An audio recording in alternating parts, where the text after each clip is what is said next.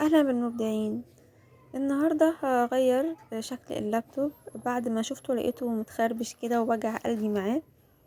فانا بقى لما ادور على حاجه اشتريها كفر دي او حاجه، فانا هعمل حاجه مؤقته كده وفي نفس الوقت شكلها يكون مريح لحد ما الاقي حاجه كويسه. جبت الاستيكرات دي كنت جايباهم من فتره كبيره. استيكرات شفافه جدا عاديه.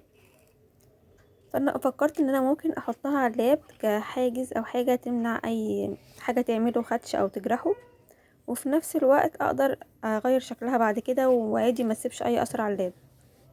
فخد مني ورقة وحتة كمان جزء عشان ما كفتش، عشان اللاب اكبر من اي 4 شوية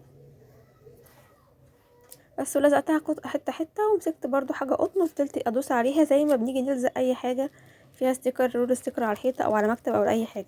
بعد كده جبت مجموعة استيكرات.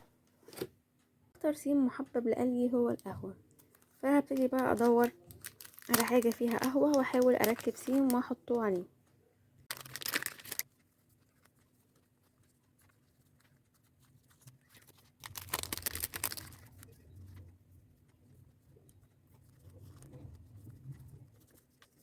كده خلاص رسيت على الاستيكرات اللي هحطها. اهم حاجه طبعا ان اللاب يبقى من الناحيه التانية، اللي هي الناحيه دي، لان دي الناحيه دي اللي هيتفتح منها كده. فهنا هحط كل الاستيكرات. قبل ما الزقهم هحطهم واخد صوره واشوف الشكل العام هيبقى مرضي ولا لا، وبعد كده هلزقهم تماما. دي الفكره اللي جت في دماغي، والشكل لقيته متناسق بالطريقه دي. انا لسه ما لزقتوش، انا بس حطيته وخدت صوره عشان ابقى عارفه هحط ايه فين.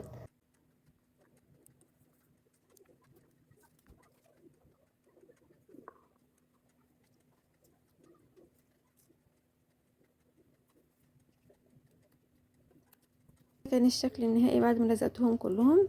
بعد ما لزقتهم بمسك اي فوطة كده او حاجة قطن خفيفة وبمشي عليهم بشويش خالص عشان اتأكد ان هما لزقوا. وده كان الشكل النهائي.